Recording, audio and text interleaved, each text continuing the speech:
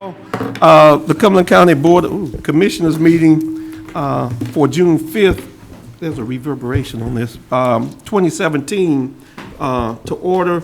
We'll have the invocation and the Pledge of Allegiance by Commissioner Marshall Fairclough. Let's stand, please, as we honor God and country. Our Heavenly Father, once again, we come into these chambers for the purpose of deliberation on behalf of the citizens of our county. We ask that your presence be with us as we do those things that will be pleasing in your sight and to the sight of our citizens. We ask this thing in your precious name. Amen. I pledge allegiance to the flag of the United States of America and to the republic for which it stands, one nation, under God, indivisible, with liberty and justice for all. I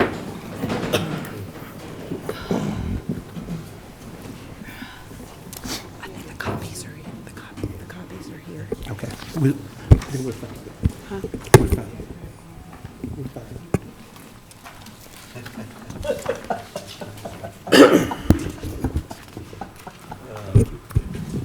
Good morning. I should have said that, but I didn't say that.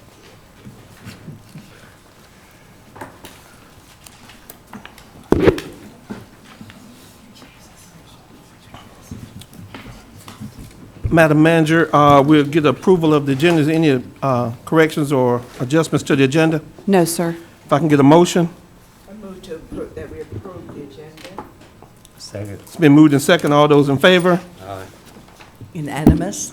And let me take this. I think that we actually have a public hearing scheduled for the day, and I don't know that there was a sheet set up. Is anyone here to speak on the incentives, the public hearing on the incentives? Okay, thank you. Just wanted to make sure everybody had a chance to be able to do that. The consent agenda, commissioners, are any adjustments to the consent agenda? If not, I'd entertain a motion. So moved. Second. It's been moved and second of approval of the consent agenda. All those in favor? Unanimous. That takes us to the public hearing on economic development incentives for eClerk LLC. Madam Manager. Yes, sir. Mr. Chairman and Commissioners, this morning I'd like to recognize our Economic Development Director, Mr. Robert Van Giens. Good morning. Good morning. Chairman, Commissioners, staff, thank you for advertising for and having this public hearing, which I hope is the first of many that we do together in the coming months and years ahead as your Economic Development Director. We are working to attract a company that is considering our community for a potential project. If selected for this project, and again, I must state that they are still in the consideration phase, eClerks would create 130 jobs, paying an average wage of $33,500 per year. These jobs would break down approximately 25, 30 in financial management, 105 or more in analysts and other related positions. It would be at the facility where eClerks had previously established a separate division, which is at 235 North McPherson Church Road. We are requesting that you consider and approve a $37,500 job creation grant. Apologize, no time for coffee this morning. I missed that there. And we are in discussions with the city, the state, the community college system, and that'll continue over the next couple of weeks. If we are the final destination for this project, we expect that decision sometime in the next month or so. And I do appreciate you considering this. This is a great first step towards this project. Again, though, we've got a ways to go. If you have any questions now or after the public hearing, I'm happy to answer them. Any commissioner have any questions? Thank you, Mr. Van Giens. With that, we will open the public hearing. Are there any speakers? There are no speakers. With no speakers, I will close the public hearing. I will entertain a motion as to Mr. Chairman, I move we approve the economic development incentives as laid out for eClerks LLC. Second. it's been moved and properly second. All those in favor? Unanimous. We'll go to items of business. Number 4, consideration of the policy committee report and recommendation to request a name change. Madam Manager. Yes, sir. Mr. Chairman, I'd like to ask Mr. Jeffrey Brown to come forward, please, and present this item. Thank you, Ms. Cannon. Good morning, Chairman, members of the board. Apparently, we're having technical difficulties this morning. It is Monday. We had prepared a PowerPoint presentation, but since that is not working, you have been provided copies of that presentation. I do apologize. It is in black and white. I printed it when I left the office trying to save money. But it's not as clear as it would be if it was in color, so just bear with us. Okay, basically the first slide that you have in front of you is just this is the rear of the courthouse, kind of give you an idea of the signage that's there. Basically, the Cumberland County Courthouse is what it says. The next slide you'll see is the front of the courthouse. That's what it looks like today. Your next slide is option 1, and based on the input from the policy committee, this is with Judge E. Maurice Braswell in small letters above Cumberland County Courthouse. So that's option number 1. And the next slide, option number 2, is basically the same size of letters, but just bringing Judge E. Maurice Braswell down to the bottom. In addition to the naming on the exterior of the building, it was also mentioned that it would be nice to have a dedication plaque. The next slide is existing building dedication plaque when the structure was built. This, as you walk into the front of the courthouse, it's on the left-hand side, behind where the sheriff's deputies are set up to monitor the cameras. This next slide is a picture of the dedication plaque for the naming of the E. Newton Smith Public Health Building. I included that just to kind of give you an idea of what we could do, something similar for the Cumberland County Courthouse. I got 2 possible plaque locations that I'd like to get some input from the board on. The first location, first slide is as you come in the front doors, right to the right of the metal detector. You have to go through the metal detector to come into the courthouse. There's this existing a map of basically, that really serves no purpose at this point in time that could be removed, and the dedication plaque could be put there. Next slide.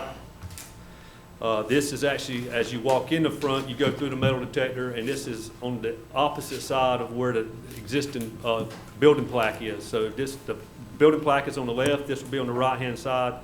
So this, to me, would be the most visible. As you walk in, you would be looking at it walking forward. And so the mission statement and core values could be relocated as well as the picture. Estimated costs of what we're looking at and what you have before you. Exterior signage, a total of about $5,700. That includes materials and installation breakdown, as you can see. And then the additional cost for the plaque would be materials installation for a total of $3,450. So basically, for a little over $9,000 is what it would cost for us to make these changes, is what's in front of you today. So at this point in time, I'll answer any questions that the board may have. Well, I guess the very first question, before we get to the plaque, is the actual naming of the building, because I don't think we've done that yet. This came from and thank you, Jeffrey. Anybody got any questions with Jeffrey as to the plaque? I don't know that necessarily has to be done today, but we can. But the very first thing I would think would be the naming of the building, and whether the commissioners are in favor of that or not in favor, because I don't think we've ever taken a vote on that. So I will go to Commissioner Evans and then to Commissioner Keith. Thank you, Mr. Chair. If it's appropriate at this time, I would make a motion. Well, let me see if Commissioner Keith has any comments. The only comment I had is I think it'd be a good idea to separate them. Right. And not to, I happen to know a little bit about plaques. And the fact that you have a plaque going on the inside is not near as costly as it would be if it was going outside. So it looks to me like an outside price. Yeah. Jeffrey, I did have one question. I'm sorry, you can answer it from back there. On the E. Newton Smith, the name wasn't put on the building. It was just a plaque? That is correct. Okay. So I guess my question would be as to any of our buildings. I don't know if that's the only one we've named, is the E. Newton Smith? That's, to my knowledge, that is correct. Okay, and so there's no name on that, it's just a plaque on the inside with a picture, I guess, or something? Just the plaque is the only thing I'm aware of. Okay. In the All right. small conference room on the first floor. Okay, Commissioner Booth? Yes, thank you. I'd like to thank the staff. They did this, I don't want to say the cheapest, but the most economical way, because as you can see in option 1, the naming on top, and the option 2, right below it, it keeps the existing letters there without moving them, and then defers down to a smaller size, because as they pointed out, to rip them all out and then reinstall them, you'd have these pock marks inside the concrete that you'd never get over again. So I'd like to thank them for coming up with that idea, and I think that if the motion passes, then I have a follow-up motion. Okay. I'll go, anybody else have any other questions, comments? If not, I'll go back to Commissioner Evans. Thank you, Mr. Chair. I would like to submit and make a motion to the Board of Commissioners that we follow the Policy Committee report and recommendation to name the Cumberland County Courthouse in honor of Judge E. Maurice Braswell. Second. It's been moved and second. All those in favor? Unanimous. All right. And I'll go back to Commissioner Booth. Mr. Chairman, this time then, I'd move that we go with option 1 at the top of page 2, which has the smaller lettering above the pre-existing and current naming of the courthouse. And did you want a dedication plaque? I didn't know how far, okay, and then to get it for discussion, I would then go with the bottom one on page 3 as a possible plaque location. Bottom on page 3. Is that a motion? Yes, I think he put both of them in the motion. I'll second it. Anybody have any questions? I think, Mr. Keefe, you had any questions? You know them plaque there. All Trying right, to save money, sir. all right, thank you. You've heard the motion. All those in favor? I have discussion on the motion, sir. Oh, I'm sorry. The only Yes. thing, I'm sorry. I was out of town for the policy committee meeting. I didn't get those minutes yet. Did you all ever come up with a policy for naming buildings? I think, Or is that still in process? At this moment, we do have a policy in place, well, we have one brought before the board that we're studying as far as the policy committee is Okay. concerned. But you're not ready for that yet? No, sir, we're Okay, not. that's my only question. okay. Any other, everybody fine? All those in favor? Unanimous. Thank you. Update on the state legislative issues, Madam Manager. Yes, sir. Item number 5 was an item that was originally scheduled for the Finance Committee last week that we had to reschedule, but because of the time sensitivity of some of the issues the legislative body is looking at, we thought it would be helpful for Ms. Jackson to give a presentation this morning. Thank you, Ms. Jackson. Good morning. Good morning. That's wanted to talk to you a little bit about Senate Bill 546, which is a bill that was proposed by Senator Heiss to hold counties responsible for any errors caused by the determination of Medicaid. This is a very important piece of legislation. The good news is it's only in the Senate. There's not a House companion bill for this, nor is it in the House budget. We have been working very diligently with the bill sponsor regarding this concern. Currently, Medicaid eligibility, if there's an error in Medicaid, it goes through our program integrity process, which is our fraud unit, and they determine whether or not there was an error. If it was, then we work with the customer to recoup any loss or benefits or anything like that.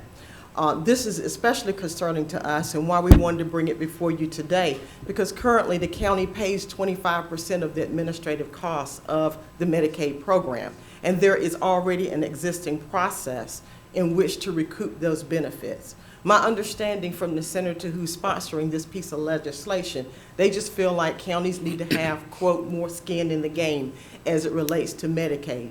There seems to be some of the opinion that there are people receiving Medicaid that shouldn't, and therefore the county should be held responsible. you as county commissioners and the citizens that pay their taxes already contribute a huge amount to the administration of the Medicaid program, and there's already an existing process to recoup any errors or any erroneous administration of the benefits. And so we certainly do ask for your support. The County Commissioners Association, we've worked really closely with them, are also working on this legislation in terms of the additional financial hardship that this could cause for counties. And we, as the Directors Association, is also working on this as well as the Board Association. And so right now, what is really critical now is the fact that the legislatures will be going to conference soon. And so we need to make sure that we're staying on top of this piece of legislation so that it does not enter into the House budget or enter into any final budget or legislation through the General Assembly. We have communicated to our legislative delegation our concern, and thus far they've been very supportive. And so we just ask that you continue to help us advocate and to support the efforts to prevent this legislation from coming into play, because it will be an additional financial burden on the county if approved. So at that point, I'll stop and entertain any questions on this particular legislation. And I guess I would just go to you or the manager because I guess it would be, do we need to send a letter or do a resolution to our delegation? I know we talked to them, but Representative Soka's always indicated that if this board was unanimous and sent something forward, because I think we're in at least a pretty good situation in Raleigh, is that Senator Meredith is on that finance and on that committee. That he's going to be, I talked to him last week, he's on the conference committee, and Representative Soka is going to be on that conference committee. So we, at least from this county, have two people that will be in the room. So I ask and I query also my commissioners as to whether we send something forward that we're all in unanimous agreement that this bill is not something that we should support. I'll go to Commissioner Booth. Since it's not a motion yet, I would concur with your intent to send either a letter, resolution, or something showing our unanimous support in them being made aware and very well articulated here today about the concerns about how that would affect not only our county, but all the counties in the state. That's correct. That was an excellent summary of it. That was like you take a lot of words and break it down. That's tough to do, and you did a great job with it. Thank you. The only reason I didn't put it in the motion because we don't have a resolution in front of us, but Commissioner Council, I do learn things. Isn't that right, Mr. Key? I am very concerned that our legislative delegation know immediately that about this discussion. And this is, I can't help but take a point of personal privilege, because I always say that unfunded mandates that county commissioners do not know, cannot plan for adequately, that this will be yet another one.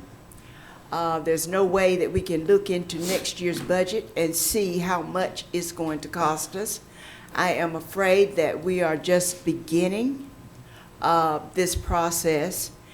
And what happens to us as county commissioners is that while we plan for the present and try to project unto the future, life happens.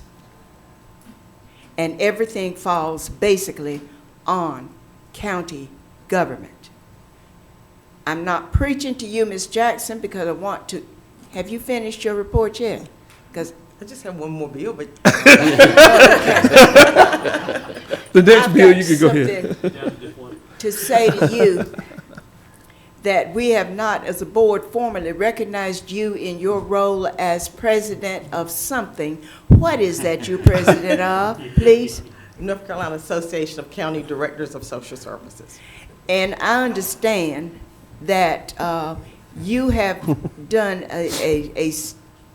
completed a stellar term, and you are frequently called upon to provide information about social services about the mountains that we face in that area throughout the state. And I believe our organization also has thanked you publicly for what you do, what you continue to do. We need to recognize her. She needs to come around and shake our hands Well, at some time. yeah. I'm sorry. Well, and Commissioner Council went, and I was going to inform the board, and I know the board knows, because even this weekend, we've got the email from the North Carolina Association of County Commissioners, and within that, if you read down, and you may not have seen that, but we saw it, that as they talk about the social services, not just this bill, but the other bills, and the senator that's bringing them forth, that your name was prominent, and that they thanked you for all of your input and working strongly with the North Carolina Association of County Commissioners in your role as, first, the Cumberland County Department of Social Services Director, and then second, as the president of the State Association. And so we do thank you for all of those efforts, doing all of that and being at home and taking care of that. And I think Commissioner Keefe will probably at some point bring that forth, as he's the liaison to the Social Services Board. And I think he was probably, we probably beat him to the punch, but he had that on his mind already. So that's quite all right. And so that's the first Senate Bill 546. I was waiting for number 2. This is a good one, too. Okay. So, Senate Bill, well, this one's a little bit more complicated because it's Senate Bill 594 on the Senate side. It's House Bill 608 on the House side, which is the companion bill. And then it's also in the Senate Budget Bill as Senate Bill 207. So there's 3 names for this same piece of legislation. This legislation was originally presented as a child welfare piece of legislation, which has some really, really good components. It's about 8 pieces to this legislation. 2 through 8 of the legislation is really about child welfare, things like funding for foster kids to get their driver's license, and how do you cover liability insurance and those kinds of things. There's funding in there to help improve performance outcomes, and there's some really good pieces of the bill. But part 1 is the part that has been given us indigestion, and that is the part that mandates regionalizations of the county departments of social services. And that changes the governance structure for our 100 counties, Cumberland included. In the legislation, it calls for a work group that would enact this legislation by 2020. We have been working very closely, and I say we, myself as Cumberland County DSS Director, as the President, have been working really closely with our association, really closely with the County Commissioners Association, the Boards Association, the Governor's Office, and the Department of Health and Human Services. Why is this concerning? Again, on average, counties pay 50% of the cost to administer social services programs across the board. As the financial stakeholder along with the federal government, we believe that counties should have the authority to determine how they want to organize or govern their Department of Social Services, whether they want a standalone social services, whether they want a consolidated agency, whatever it is, we believe that it is the county commissioners and the county's responsibility to determine what that governance structure looks like versus a forced regionalization, meaning we wouldn't know if we would regionalize with Harnett or Sampson or anything like that. What does it mean for the funding stream? There's an awful lot of money that we draw down from the federal government in our indirect cost plan. How would we share that? We work closely, for instance, with the Sheriff's Department. If we have a social worker that needs to go out on a Child Protective Services case, and we ask the deputies to share with us and to escort us to those places. What if we have a case in, for instance, Harnett County? Then the Harnett County Sheriff would escort our social worker. Who would pay for that? And right now, we're able to draw down those dollars through the federal government through our cost allocation plan for Cumberland County. So this has far-reaching implications, not only about the service delivery that we offer here in Cumberland County, which is unique. We're a military community. We sit on a major interstate. We're a combination of urban and rural, and we know how to best serve our community. And so we ask your support in this piece of legislation. The Directors Association has went on record as officially opposing forced regionalization, and we've had the support of the County Commissioners Association, the board associations, and others.